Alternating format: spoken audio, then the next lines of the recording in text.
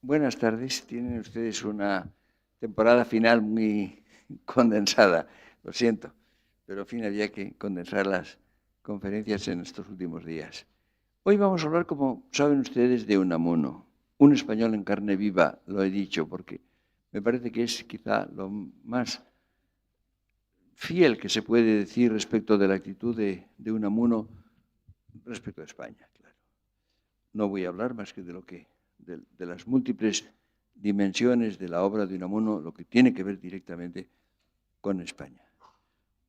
Era Unamuno el más viejo de su generación. Precisamente, yo creo que la generación del 98 empieza con los nacidos el año 1864, que es el año que nace Unamuno. Ustedes recuerdan que Ganivet, en muchos libros, Ganivet aparece como nacido el 62, pero no es cierto. Este error se ha transmitido de un libro a otro, pero se precisó después que había nacido el año 65, de modo que era un poco más joven que Unamuno. Lo que pasa es que esto lo hace constar Unamuno mismo y dice lo que es que me premurió, porque murió, como saben ustedes, el mismo año 98. Y por consiguiente, toda la obra de Ganivet es anterior al 98. Yo una vez escribí un ensayo que sirvió de prólogo a una traducción del Idearium español al francés y lo titulé El 98, antes del 98. Lo cual se puede decir también de Unamuno, porque precisamente dos de sus libros más importantes y más representativos de su interpretación de España son anteriores al 98. Uno de ellos, En torno al casticismo, que se publicó en la España moderna en el año 95. Yo tengo los tomos de la España moderna en que está publicado, ¿no? Que no tengo la primera edición en libro, que es posterior, pero sí se publicó los 5 ensayos en la España moderna el 95 y Paz en la Guerra, su primera novela y quizá una de las dos más importantes para mi gusto, que es del 97.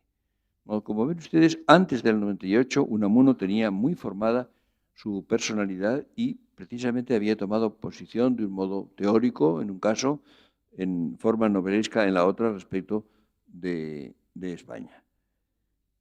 Pero es importante, en el caso de Unamuno, su experiencia personal. Ustedes saben que Paz en la Guerra está situada iba a decir en la Segunda Guerra Carlista. En segundo lugar, en la Segunda Guerra Carlista la mayor parte, pero como toma la historia de los personajes desde mucho antes, en realidad aparece también la primera.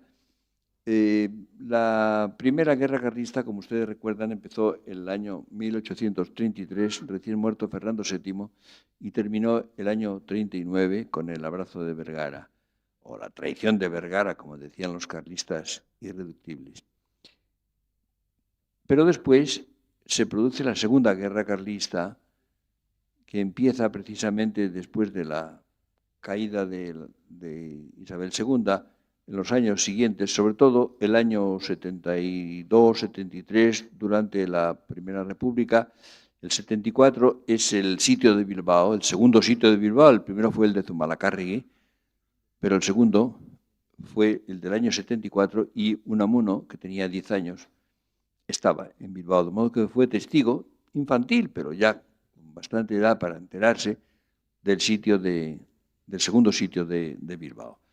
Y esto condicionó su vida en muchos sentidos. El haber tenido la experiencia de la guerra carlista en el País Vasco y precisamente en Bilbao, y haber vivido, aun siendo niño, el sitio de la ciudad, esto condicionó mucho su visión de España. Pero por otra parte, Unamuno tenía un conocimiento físico de España muy amplio, cosa que es importante. Es decir, cuando se piensa en un escritor que habla de un país suyo, por ejemplo, hay que preguntarse si lo conoce. ¿En qué medida lo conoce? Si ustedes toman 10 escritores importantes y se preguntan ustedes qué han conocido, qué han sabido de España, hay diferencias enormes. Ha habido personas que han vivido en una ciudad o en pocos lugares que no han conocido la realidad física del país o que han tenido un repertorio de lecturas muy limitado o, por el contrario, enorme. Ustedes saben que era vasco. Nació en Bilbao, se educó en Bilbao hasta que hizo bachillerato en el Instituto Vizcaíno. Fue a Madrid, precisamente, vino a Madrid, diríamos, a estudiar Filosofía y Letras. Madrid no le gustó nada.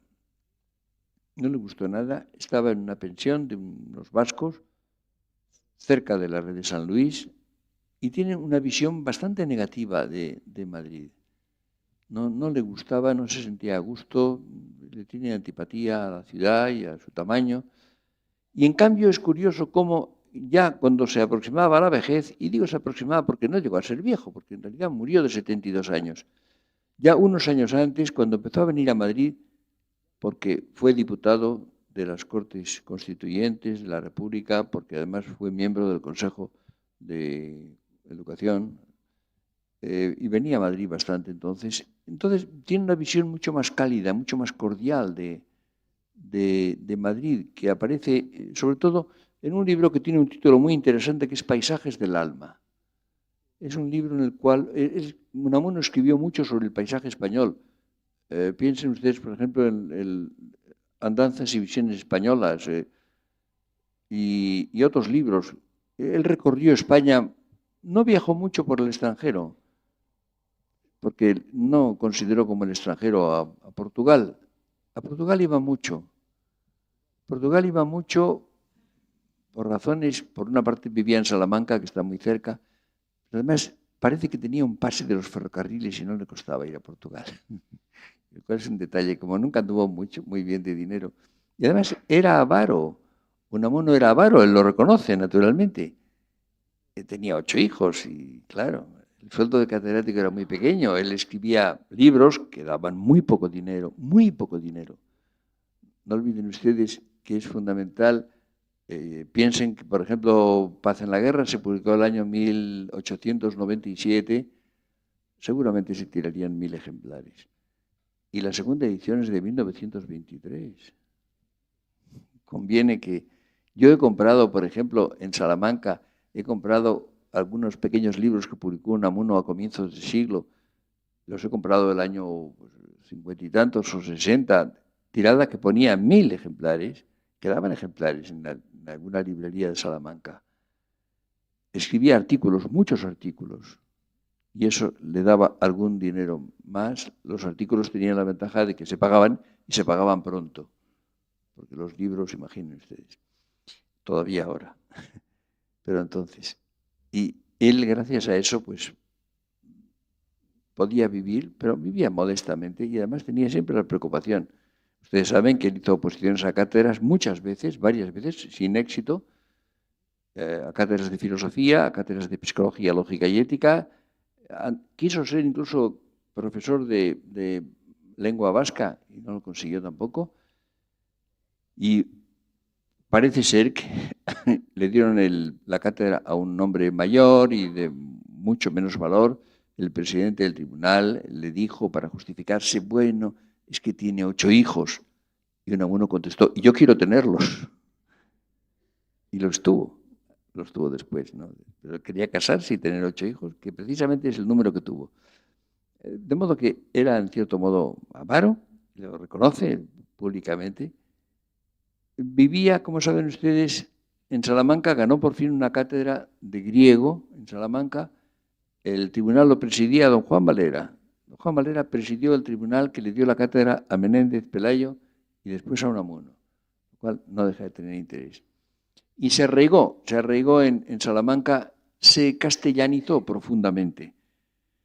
Esto es muy importante. Y después viajaba mucho por España, viajó largamente por España, por toda España, incluso por las Baleares y las Canarias, donde estuvo muchas veces, unas veces desterrado también, durante la dictadura de Primo de Rivera.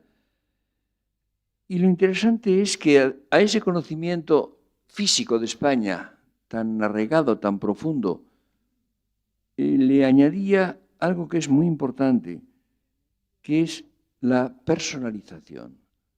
Unamuno tenía una voluntad de personalización que lo llevó a todo. Lo llevó al paisaje, Paisajes del alma, por eso es un título realmente muy revelador. Lo llevó a la historización de ese paisaje, que además lo vivía y lo interpretaba desde la literatura, que conocía con enorme amplitud. Y por otra parte, tenía la conciencia tan arraigada, tan en el centro de su misma vida, de que el hombre es insustituible y además pretende vivir siempre. La idea de la inmortalidad, como saben ustedes, la necesidad de la inmortalidad lo acompaña siempre a Unamuno. Él creía que el hombre pretende vivir siempre y además intenta merecerlo. Recuerden ustedes aquella frase del Obermann de Senancourt que él citaba tantas veces: el hombre es perecedero, puede ser, pero perezcamos resistiendo, y si la nada nos está reservada, hagamos que sea una injusticia. Creo que pocas cosas reflejan mejor la actitud de Unamuno. El hombre quiere pervivir y desea merecerlo. Esto, naturalmente, lo lleva a una personalización de todo. Y esto es esencial porque es clave de su personalidad y lo va a llevar a todo, a su relación con España. No olviden ustedes aquel párrafo, a mi gusto extraordinario, que dice: una persona aislada deja de serlo. ¿A quién? En efecto, a María. Y si no ama, no es persona. Él, por tanto, cifra la condición personal en el amor y una persona aislada, ¿a quién amaría? Por tanto, no es persona. Y esto es justamente lo que es la clave de la actitud de Unamuno, en todo. Y muy particularmente en su visión de España, que es una visión personalizada de España. Salamanca fue para él decisiva. Él se arraigó en Salamanca, allí vivió hasta su muerte, allí tuvo a sus hijos. Le produjo una castellanización sin perder ni por un momento sus raíces vascas. Fue vasco, enormemente vasco. Si se habla del País Vasco, el nombre que viene primero al pensamiento es el de Unamuno. Nadie ha sido más vasco que él. Pero naturalmente veía el País Vasco con ojos españoles, naturalmente. Lo veía como una parte de España. Él decía que lo vasco era el alcaloide de lo español. Esa es su idea. Y por tanto, la castellanización no fue tampoco en él limitativa o excluyente, al contrario. Desde Castilla ve España entera, ve su condición vasca, sobre la cual escribió largamente. Sobre el País Vasco escribió mucho. Y luego tenía un sentido enormemente vivo de la lengua. Él sabía todas las lenguas de España. Sabía vascuence y, por ejemplo, le enmendaba la plana a los nacionalistas vascos, por ejemplo, cuando forjaron el nombre de Euskadi. Ahora dicen Euskadi con S y se enfadan cuando se pone con Z, pero lo inventaron con Z. Yo no entro ni salgo porque no sé vascuence. Pero él explicaba cómo ese nombre era un nombre inventado. Siempre se había dicho Euskal Herria, el nombre vasco del País Vasco es Euskal Herria, y decía que esa terminación adi es una terminación que indica árboles. Y decía que es como Pineda o Arboleda, etcétera, ¿no? Decía es como si llamáramos Españoleda. Decía Unamuno, que sabía muy bien vascuence, y sabía catalán, y sabía gallego, y citaba en las Cortes Constituyentes, citó largas tiradas de versos en todas estas lenguas, pero la suya más propia, al lado del vascuence y más, era naturalmente la lengua española, que sabía admirablemente, y después fue profesor de lengua española. Después de su destitución del rectorado, el año 1914, fue destituido del rectorado de Salamanca por el ministro Bergamín, Francisco Bergamín, y luego cuando después fue reincorporado a su cátedra a la caída de la dictadura de Primo de Rivera, pues, bueno, él perdió el rectorado el 14, pero hasta la dictadura no salió de España. Pero volvió a la cátedra no de griego, sino la que interesaba más de historia de la lengua española, que era su campo principal. Hay una distinción capital en la obra de Unamuno y en su manera de vivir la realidad, que es la distinción que hace entre la historia y la intrahistoria. Ese concepto de la intrahistoria es un poco equívoco porque puede sugerir que lo intrahistórico no es histórico, es histórico. Yo diría que lo intrahistórico es intrínsecamente histórico, si quieren ustedes, sería más correcto.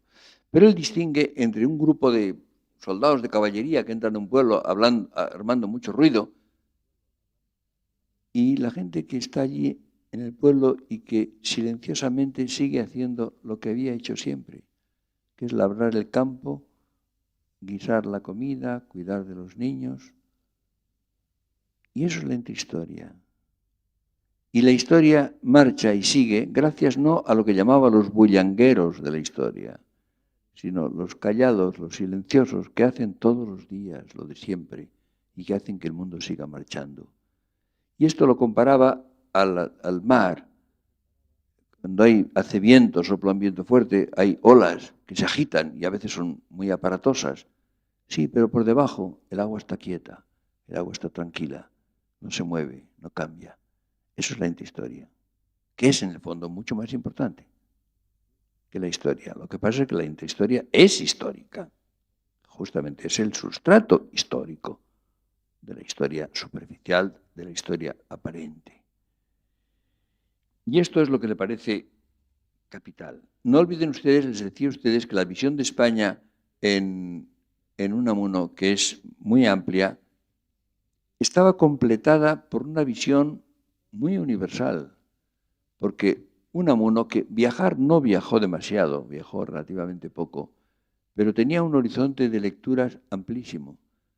Sabía las lenguas clásicas, sabía latín y griego, que era su cátedra. Sabía, por supuesto, francés, inglés, alemán, italiano, portugués, que leía mucho. Aprendió danés para leer a Kierkegaard, empezó a leer, sugerido por Ibsen, empezó a leerlo en traducciones alemanas.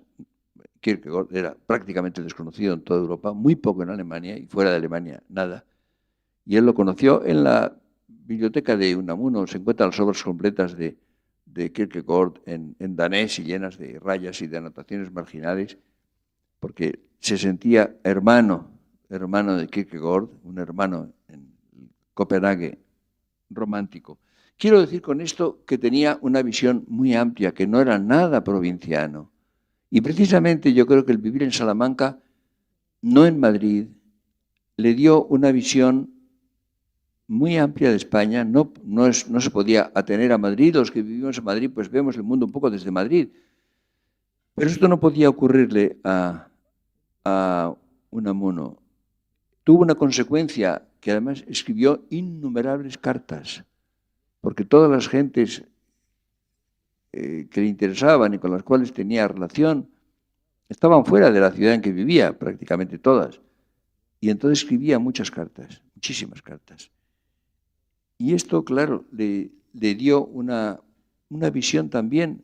Él se expresaba muy abiertamente en sus cartas y hay una correspondencia inmensa con muchas personas, importantes unas y otras menos para él importantes.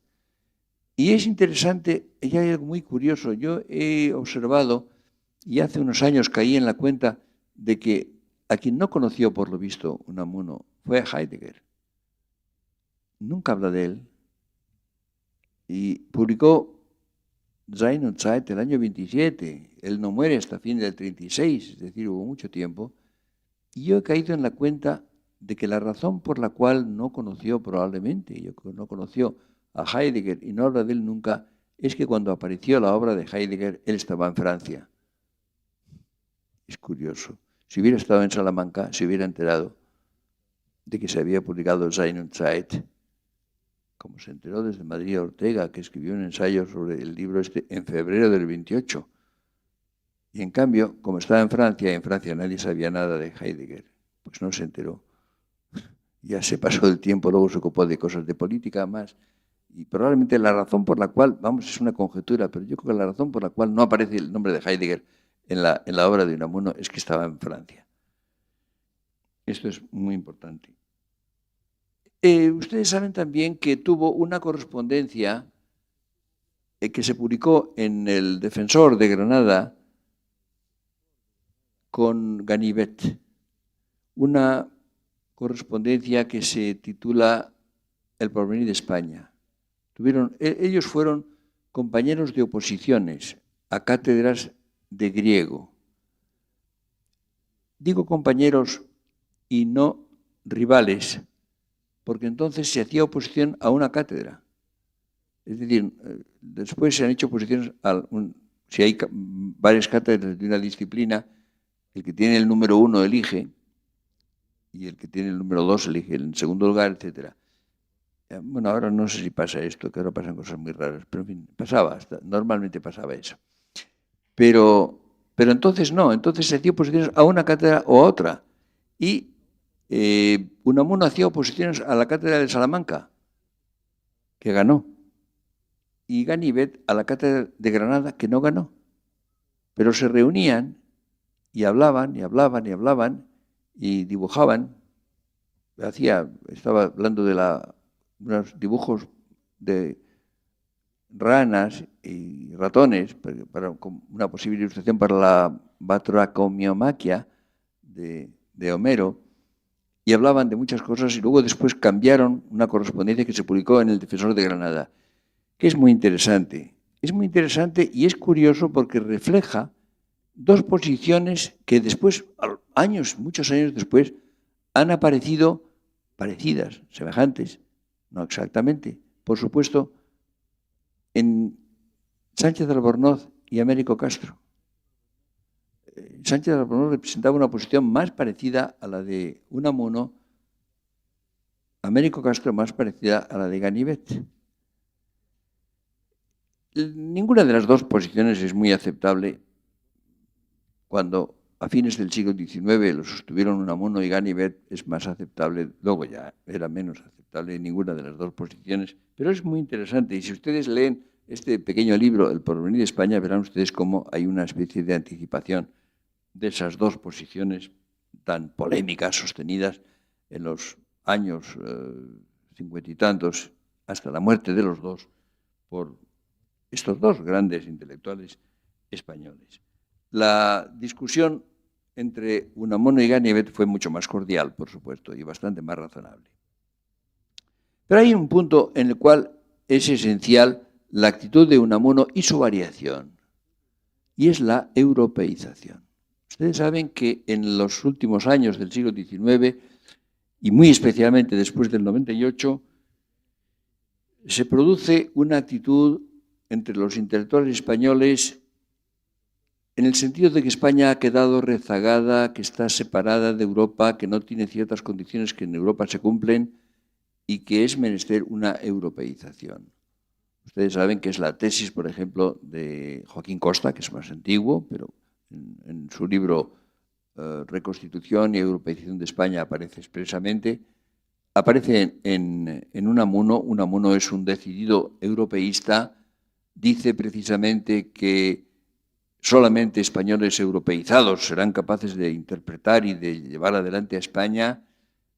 Tiene la idea de que solamente un ventarrón que venga de fuera podrá vivificarnos. Todo esto lo dice Unamuno con gran fuerza y con gran convicción,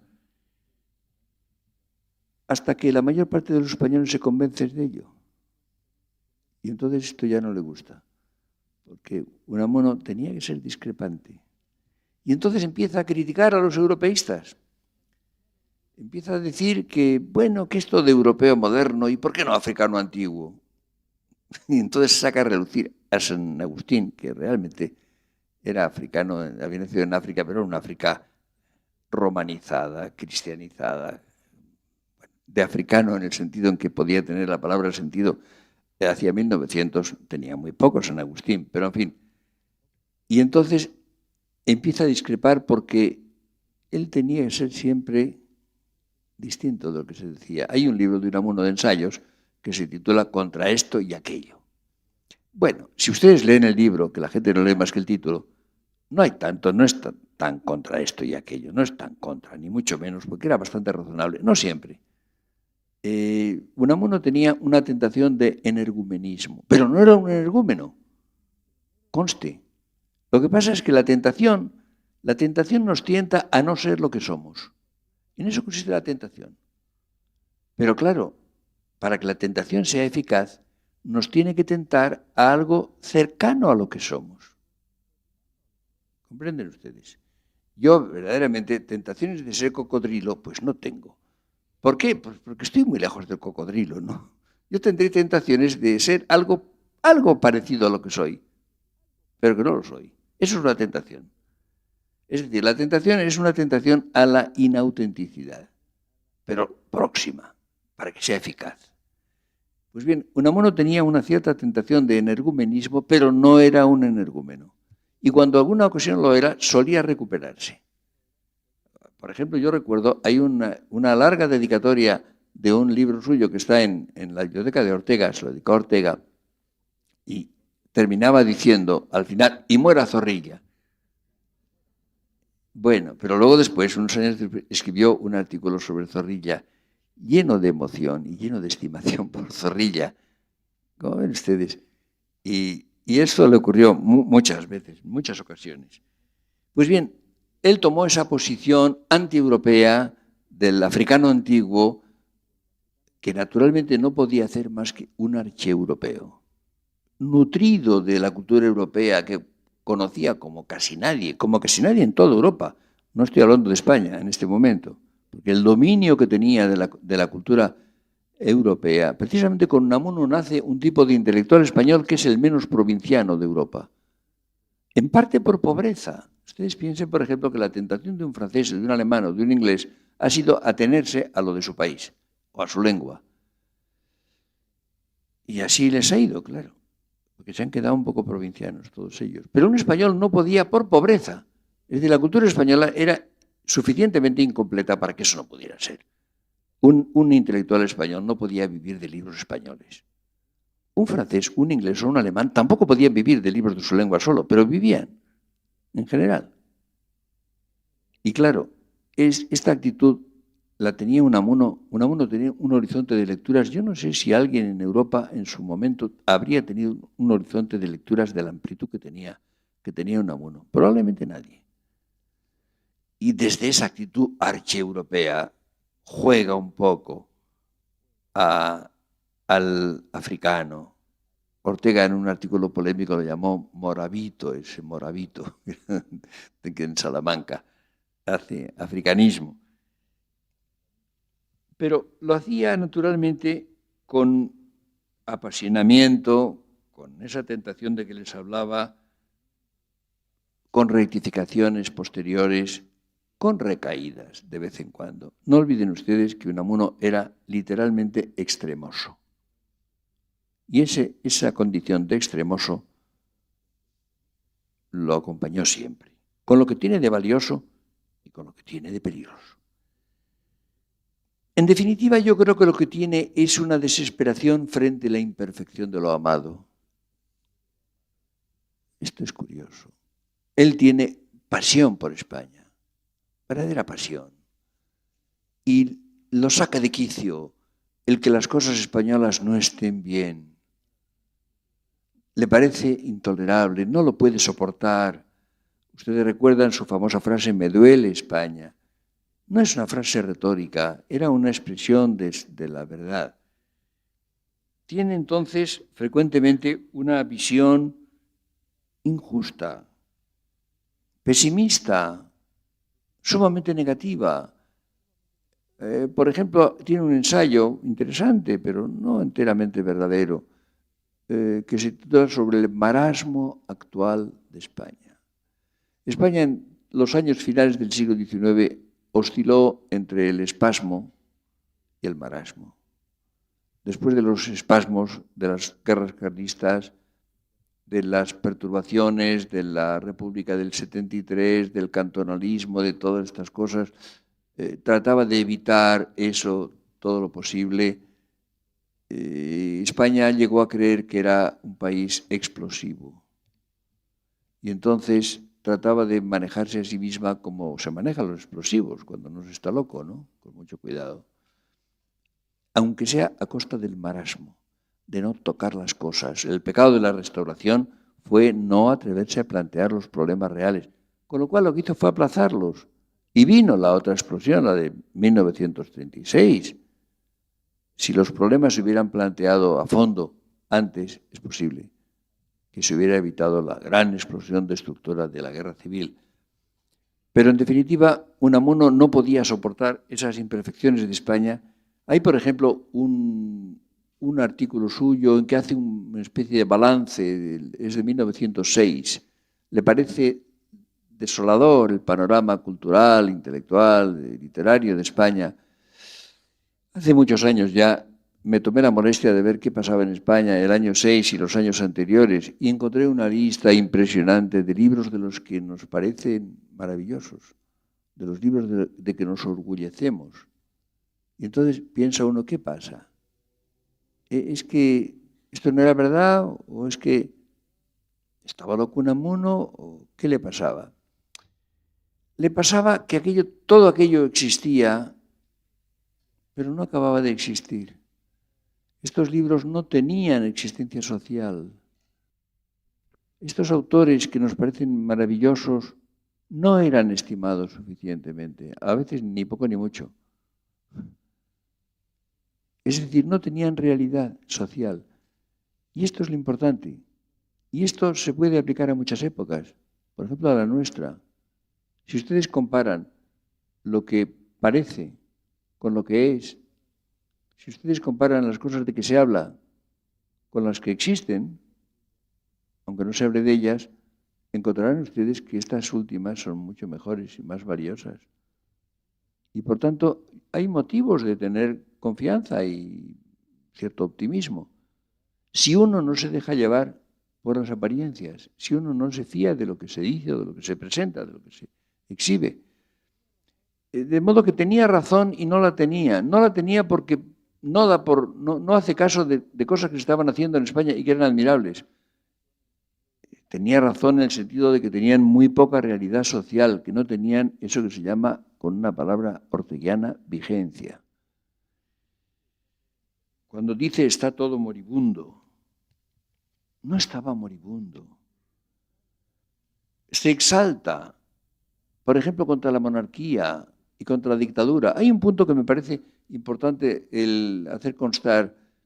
Se ha dicho muchas veces que la hostilidad a la dictadura lo llevó a tomar una posición también contra la monarquía y tenía una obsesión con Primo de Rivera y con el rey Alfonso XIII. Pero en realidad, si uno mira las cosas con un poco de atención, su hostilidad a la monarquía es muy anterior. Es muy anterior. Y en definitiva arranca sobre todo de su destitución del rectorado de Salamanca, que le produjo una impresión tremenda. A mí me ha sorprendido mucho que un hombre tan volcado hacia la otra vida y hacia la inmortalidad y la angustia de la duda de si podrá seguir viviendo siempre, fuera tan sensible a ciertas decepciones que encontró en la vida.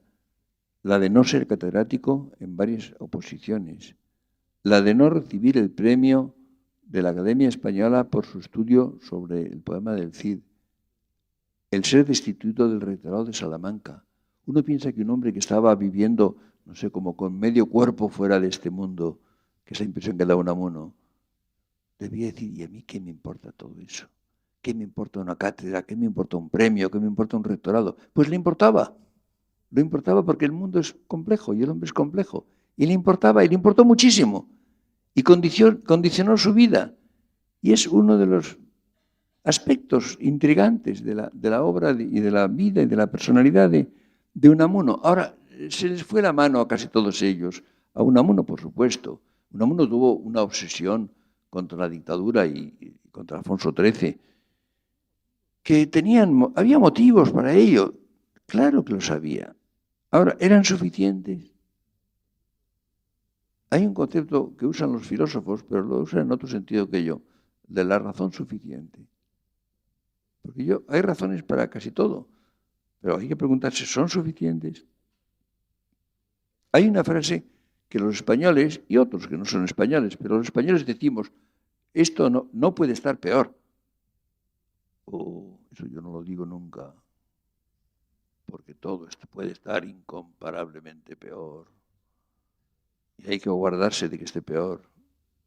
Yo no es que esté muy contento muchas veces, ¿no? Muchas veces me parece que las cosas no están bien, pero no digo nunca, no pueden estar peor. No vaya a resultar que se pongan peor, cosa que es perfectamente posible. Pues bien, Unamuno y con él los demás, la mayor parte de los maravillosos intelectuales, en los años veintitantos, 30, se les fue la mano. Se les fue la mano porque la dictadura del Primo de Rivera, que a mí, yo era un muchacho, un poco más que un niño, y no me gustaba y me parecía mal, pero bueno, pero era bastante venial, era bastante tolerable, no fue violenta, no fue cruel, no fue sanguinaria, fue a veces torpe y con mal estilo. Hizo bastantes cosas buenas, bastantes. Y evidentemente, luego después han venido tantas cosas tan peores y tan variadas, que realmente uno piensa que no es prudente echar mano de la caja de los truenos demasiado pronto, ¿no? Hay que guardar para una ocasión más grave. Luego, además, también hubo una cierta frivolidad, yo creo que esto es muy grave, que es que cuando pensaron que había que acabar con aquello, con la dictadura, por supuesto, que se acabó con cierta facilidad, y también con la monarquía, yo creo que era necesario pensar en qué manos se iba a poner las cosas, ¿no? ¿Qué podía pasar? Y yo tengo la impresión de que les faltó visión o tuvieron un exceso de optimismo respecto de lo que podía pasar. Y evidentemente tuvieron muy pronto decepción. Ustedes saben que Unamuno escribe muchos artículos en los años después del 31 hasta la muerte, hasta el comienzo de la Guerra Civil por lo pronto, artículos duros, amargos, muy desencantados, profundamente pesimistas, viendo lo que se venía encima, viendo lo que iba a ocurrir en España. Hay una cosa de gran amargura y al mismo tiempo, en los años finales de su vida, cuando se produce eso que les llamaba la reconciliación con Madrid, el ver a Madrid con ojos benévolos y en cierto modo amorosos, va teniendo una nueva moderación. Es curioso la moderación, la sensatez con que escribe en los últimos años de su vida. Por ejemplo, escribió artículos muy frecuentes en el periódico Ahora y la angustia que tenía ante el riesgo de la guerra civil y después, cuando la guerra civil se produce, la desolación profunda que lo invade. Ustedes saben que él escribió como rector de Salamanca, había sido vuelto a nombrar con la República, escribe un documento latino a las universidades del mundo, sabía lo que estaba pasando en la zona republicana y en Madrid concretamente, de crímenes, de asesinatos, expresa su confianza en el triunfo de los militares. Esto no se lo perdonaron naturalmente y hay un decreto firmado por Azaña en que cesa, es destituido del rectorado y de la cátedra ya jubilado que tenía.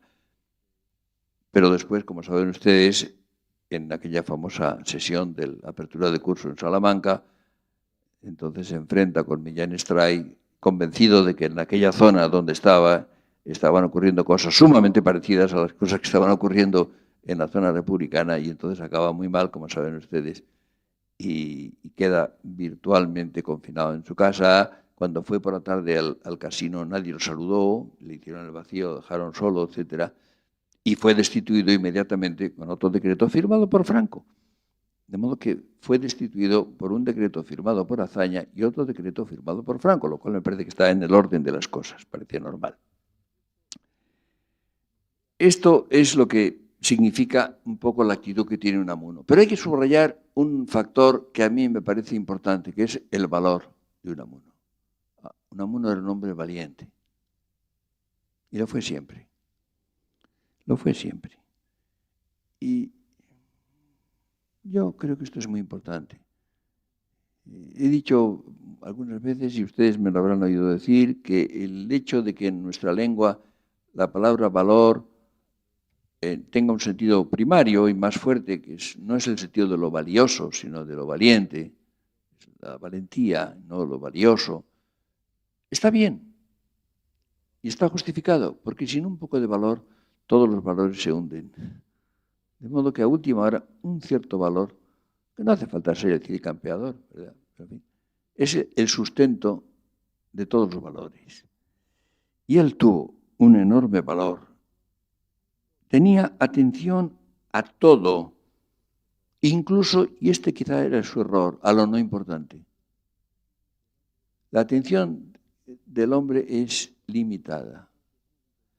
Y la atención de un hombre público, de un escritor, de un orador, etcétera, que dirige la atención de los demás, debería estar bien calibrada, bien medida, porque si se llama la atención sobre lo no importante, se desorienta.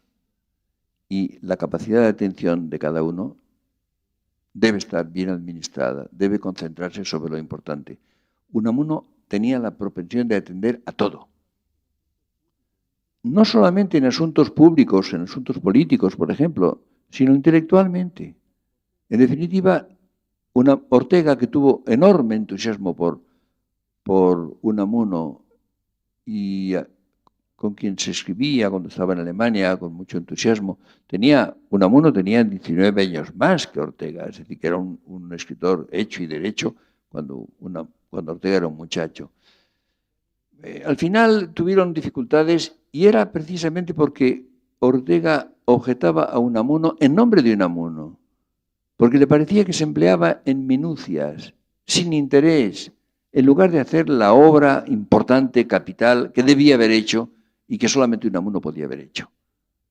Es decir, que la discrepancia era en nombre de Unamuno. Esto es una cosa que no se ha solido ver y que me parece muy importante. Y esto fue un defecto suyo. Pero, en fin, también tenía el valor de acudir a todo. Acudía a todo con un coraje no siempre bien empleado, pero que nunca le faltó.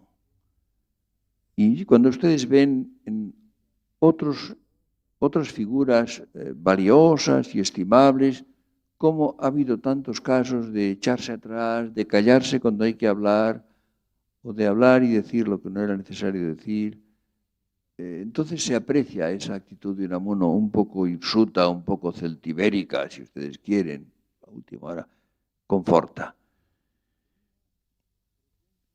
Tenía frecuencia de exageración.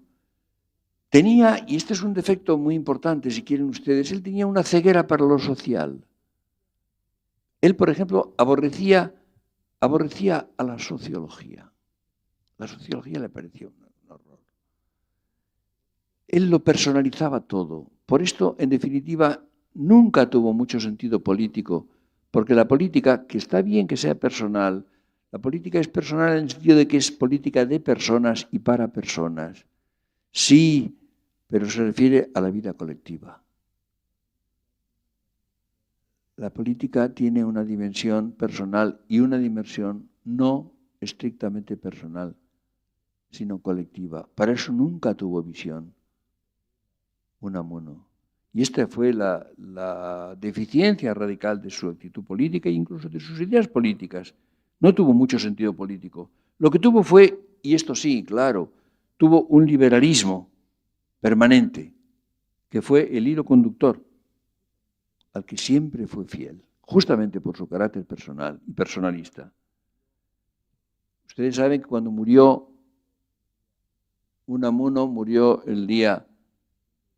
la noche del 31 de diciembre del año 1936, exactamente 30 años después, hora por hora, de haber escrito aquel poema que empezaba "Es de noche en mi estudio", en que imaginaba que de repente tuviera un ataque al corazón y quedara muerto, que cuando fueran a llamarlo para cenar, lo encontraran muerto, frío, en su mesa, y al acabar los versos dice: "Los terminé y aún vivo", y están fechados Nochevieja de 1906. Y él murió así, hablando con un visitante, la Nochevieja de 1936.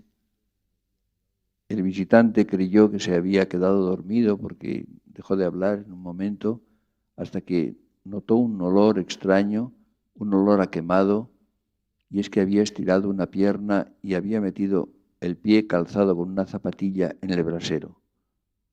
Y se estaba quemando la zapatilla. Entonces se alarmó, miró y vio que parecía que estaba muerto, entonces llamó a la familia, estaba muerto.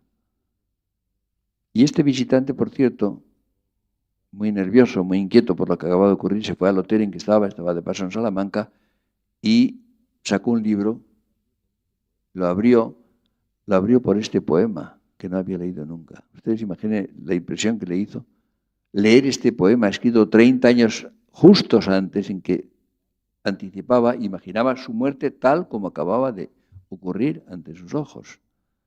La historia es bastante extraordinaria.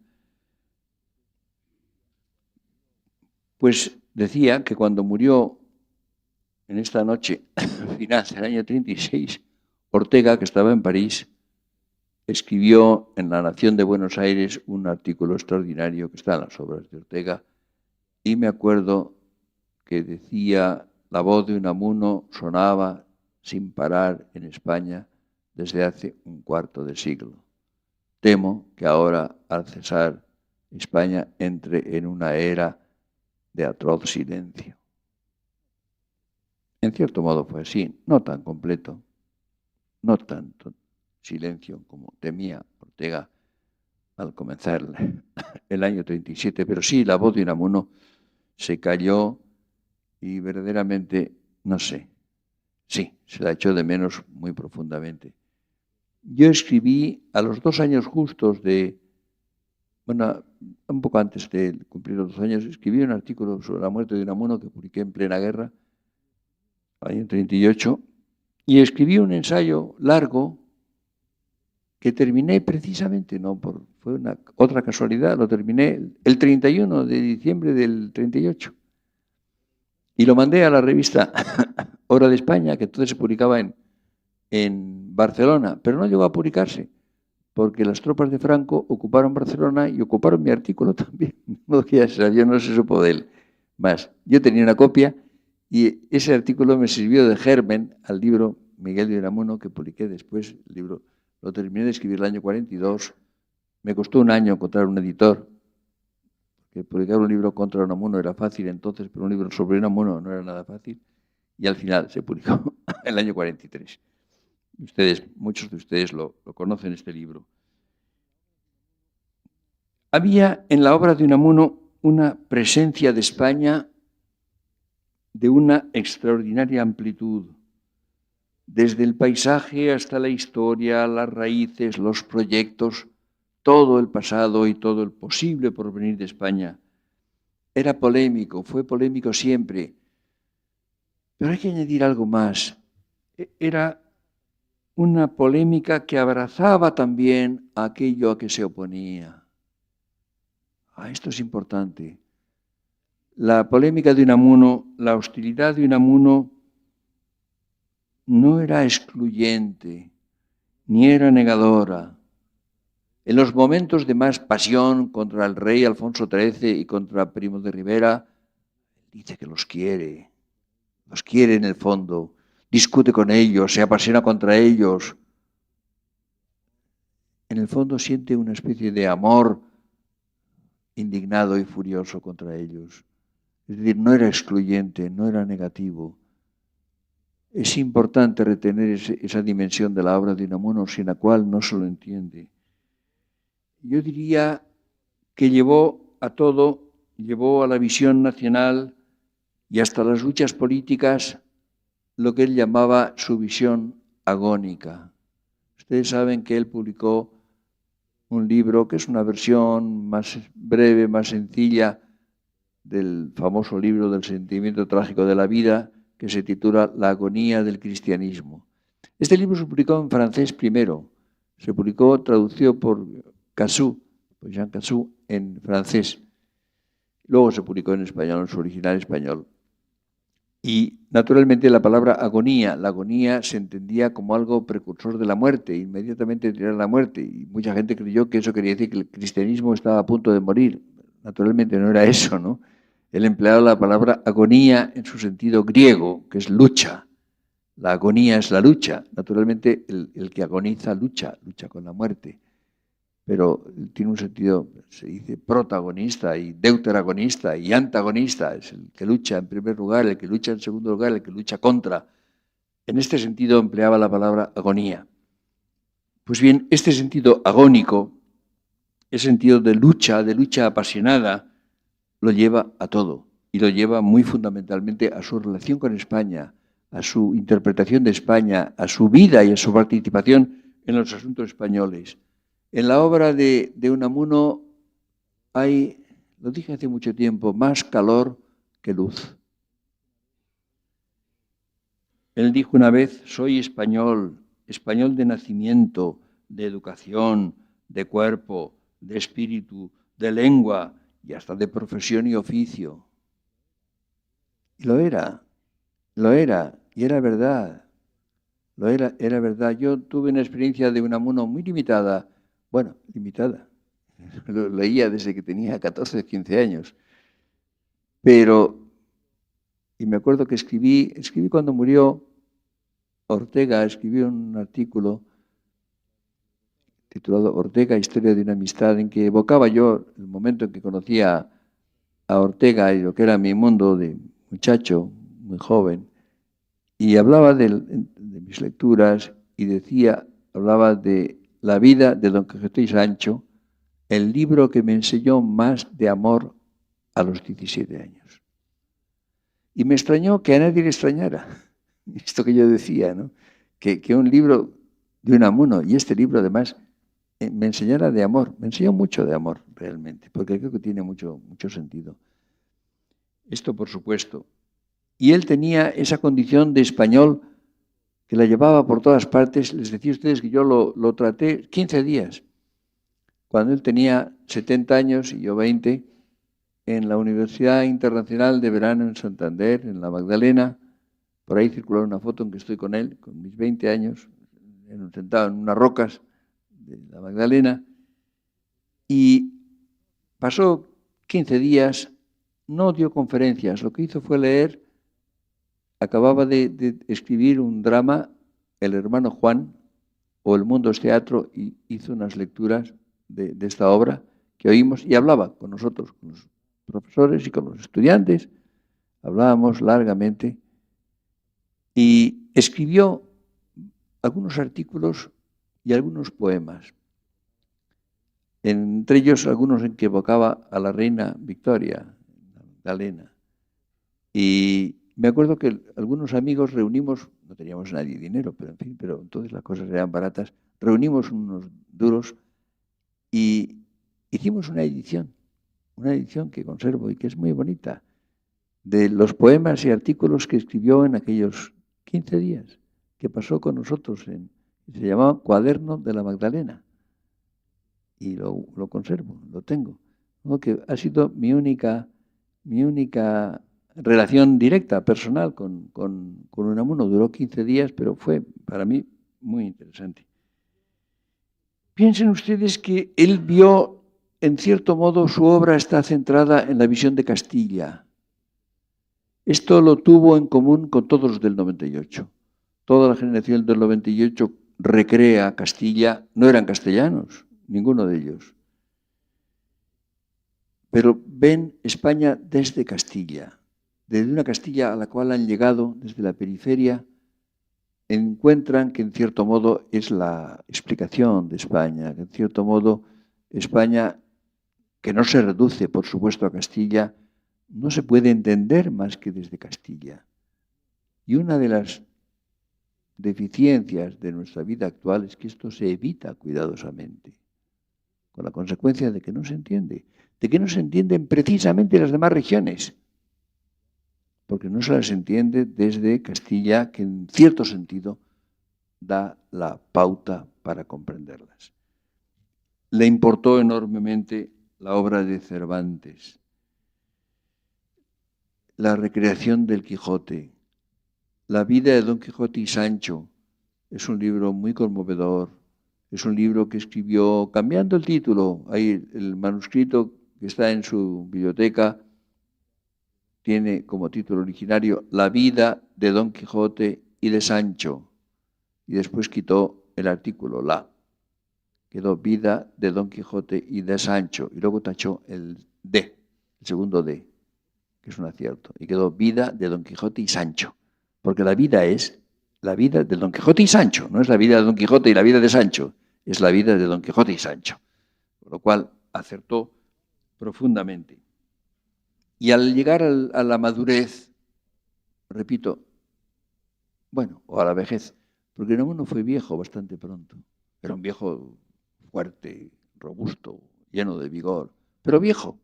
Si ustedes ven las fotografías de Unamuno ya desde muchos años antes de morir, era de un gran viejo.